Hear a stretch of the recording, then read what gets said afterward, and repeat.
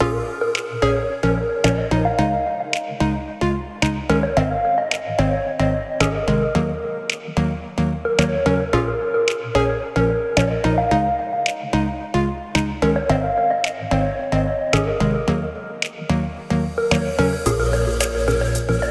guys, welcome back to The Code Presents on Radical Collaboration and COP26, and I'm still with Vanessa and Hamish. My question for you, Hamish, I guess, is how are Dentsu approaching partnerships with the outside world at the moment?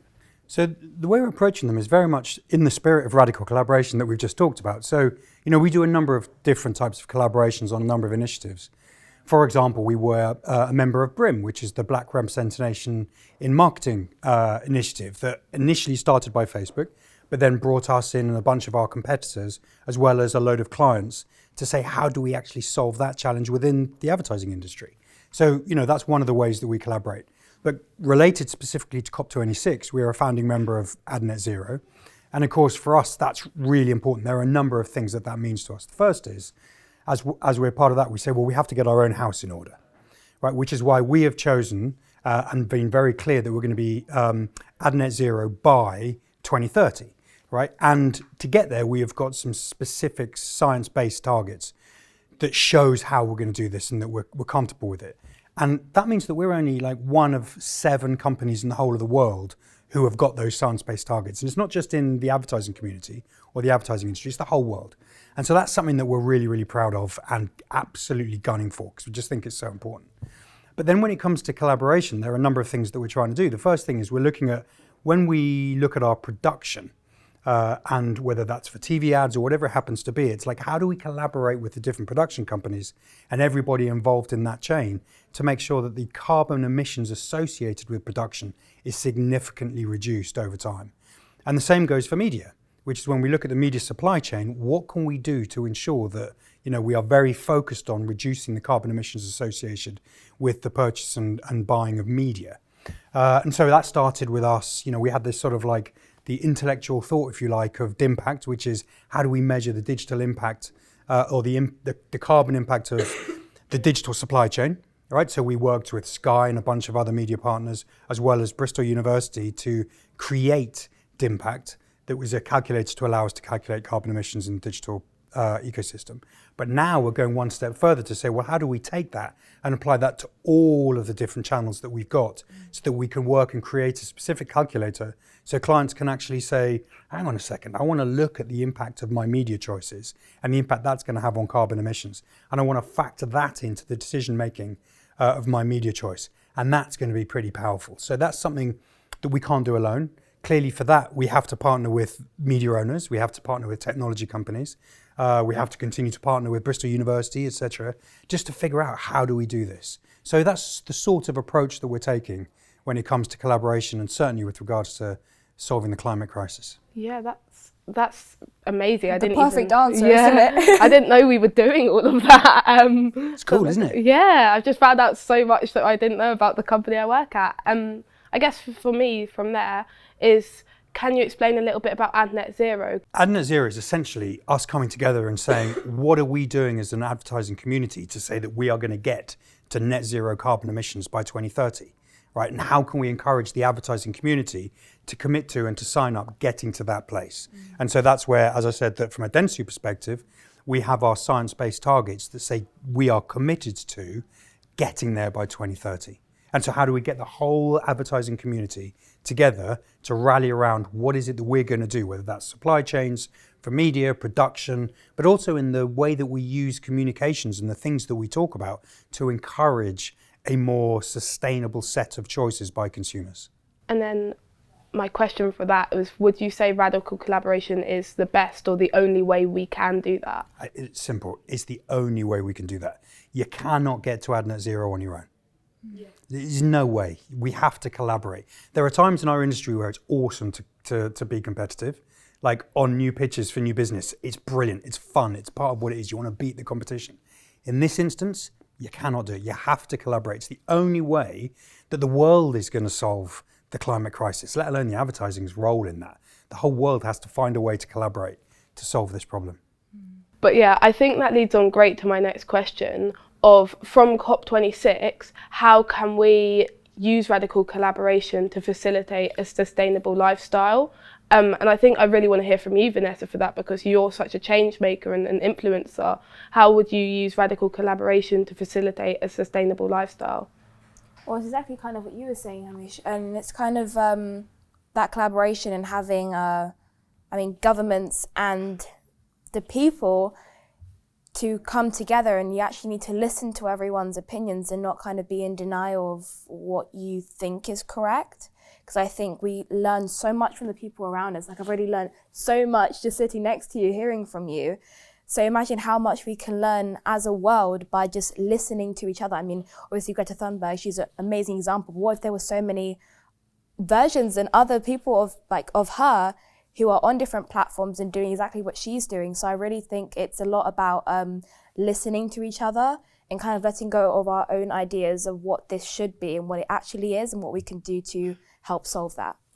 Yeah, that's amazing. And I really love that you brought up Greta Thunberg, because she's one of the people that I just love to listen to speaking about climate change. Like, she's so passionate about it, and you can tell this is something that she is pushing for, because it's her future, it's our future as young people. So I think you're completely right. Listening to the people around us is one of the most important things of like facilitating that sustainable lifestyle. So then, Hamish, what's your kind of perspective on that? How do you feel about it? Well, look, I think it goes back to what I was saying in one of my other answers, which is, we cannot begin to solve the climate crisis without radical collaboration. And it's not just within the ad industry, but across the whole world. I mean, if you look at what has come out of COP26, you'll see that when you add up all of the different commitments, it doesn't get us to what we want to get to, which is 1.5 degrees warming. So, which is why they're coming back next year to say, look, let's keep the pressure on to say, what are people going to do to commit to? So if we can't rely just on governments to do this, then we collectively as humanity have to collaborate to say, well, what else can we do? And where we look at is coming closer to home. So of course that in the advertising industry is Adnet Zero, etc., which we've just talked about. But also it is about saying, well, as an advertising community, we've got some incredible skills that are quite unique to what we do, that some could argue has helped us get to the situation we've got to with the climate, right? So we've been very good at persuading people to buy things, right?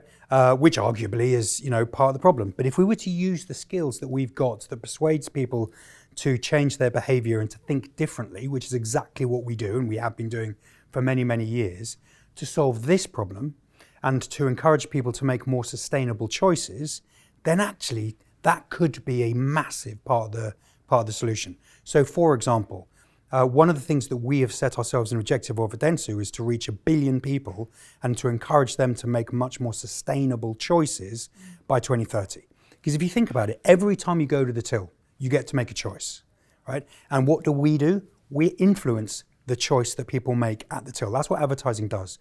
And so we can help people make the choice between a sustainable product versus a less sustainable product. We can help people make choices around the electric car or the diesel car. We can make, whether it's a green pension or a not green pension, whether it's choosing vegan food versus a massive steak every single day, right? We can help people make those sorts of choices because that's what we do every single day. And I think that, we can't do that on our own. We have to collaborate with our clients and with our partners to find the right briefs and the right opportunities to tell those stories and to just help people make more sustainable choices. That is something that we can do and that we should absolutely focus on as an industry. I completely agree with you, and I feel like that brings me back to, I did a talk the other day on this same thing, we were kind of speaking about how it's not at the moment it's a few people living a perfect life, whereas we need everyone to kind of live an imperfect life. So they're making more sustainable choices. They don't have to be completely perfect. Not everyone has to be vegan. Not everyone can be vegan. But it's about everyone living that imperfect but more sustainable lifestyle. And I think that if we as a company could work to encourage that, it would be life-changing for everyone. It would be life-changing for us as young people to encourage people to just make those more sustainable decisions. So yeah, I really love that answer. Yeah, because we're going to get more of it, right? We're going to see governments getting more involved. We're going to see more activists getting involved, putting pressure on brands to change. And our role in this will be to support them in getting the message out. But we've got to do it without any sort of greenwashing. And that's where it's really important the ASA and, the sort of standards authorities that look after advertising around the world don't let people get away with greenwashing. And our role has got to be able to help brands talk authentically about what it is they're trying to do so that we can change behaviour. Yeah, I really love that. And yeah, greenwashing is a massive issue for brands. There are so many brands out there, not quite doing everything that they're saying they're doing, but calling themselves recyclable and sustainable. I've never heard that phrase before. Greenwashing. Yeah, I was just going to ask you. Quite insightful, actually. I think it's quite a good phrase for it. But now that you say it kind of rings a lot of bells of brands that don't really align with what they say they're doing. Yeah. So I was going to ask you, as like an influencer and a change maker, how you feel in terms of like greenwashing and what that means to you when brands approach you and you could tell they're not authentic. What kind of reaction do you have to that? I mean, I think it's, well, one, definitely misleading, because if people are in those 1 billion thinking that they are purchasing from a brand that is sustainable, or they think they are doing the right thing, and then it ends up that that brand kind of ethos is under a selection of lies, and that's obviously going to make a big issue. So I think it's really highlighting the brands that are as authentic as they say they are, and to kind of make people more aware of what they're doing in their lifestyle. But exactly what you said, you don't have to live that perfect lifestyle. It can be imperfect, but as long as it's making I guess you could say, perfect difference, and that's really what matters at the end of the day. Yeah, I really love that, actually, the perfect difference. I'm going to use that. I guess from there, what kind of organisations or brands would you like to work with? And that's a question for both of you. Are there any brands out there or organisations that you're desperate to work with because you think that what they're doing is really good, or what they're doing is really bad and you want to help them be better? I mean, I would love to do a TED Talk, honestly. I would love to do a proper TED Talk. I mean, people who have probably been following me for a while know that I did one for 2 minutes. And it was a nerve-wracking experience, I'd say. But I kind of jumped for the opportunity and went for it. But I would love to do an actual TED Talk. And I think even that is a massive and great platform to share different messages and make the whole audience aware of what they're speaking about. And I feel like I'm quite on brand, but I'd love to work with Pandora. I've got a little Pandora necklace on for my mum. Well, there's a client of ours. Yeah, and I think Pandora is a brilliant brand that I'd love to work with as well. Yeah. Well, look, Pandora's a client of ours. I'm sure we should have a chat about that. Oh, thank you. Yeah. No, look, I mean, from our perspective, there's no particular client that we'd want to work with.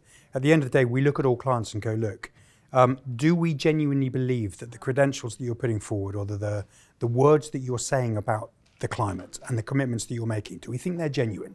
Because if they're genuine, no matter where they sit on the carbon extraction spectrum now, if they're genuine in their desire to change and make an influence, we will work with them and help them, because we've got loads of experience and expertise in this area, and we're absolutely committed to it, as I've said. So, as long as we believe the commitments are real, the goals they're setting are real, and it's not greenwashing, then we'll work with them.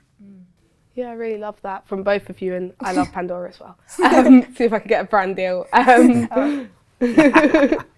No, thank you guys so much. We have come to the end of part 2 now, and I appreciate you guys so much for sitting here and talking to me about COP26 and radical collaboration.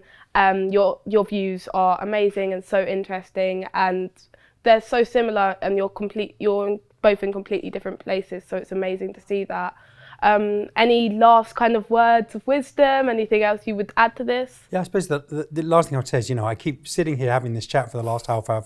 I forget that you're 15 and that you want to do a TED Talk. That is amazing. You will do a TED Talk. I will watch it. Thank you so much. But I suppose the point is, I'm absolutely inspired sitting next to you that, all the generations, and your generation is so absolutely passionate and committed to this. And that's what we need. We need all people in our society, all generations, putting pressure on each other, radically collaborating to solve this problem, because it's the only way we're going to get to where we need to get to by 2030 if we're to, ensure that we don't have irreversible damage to the climate.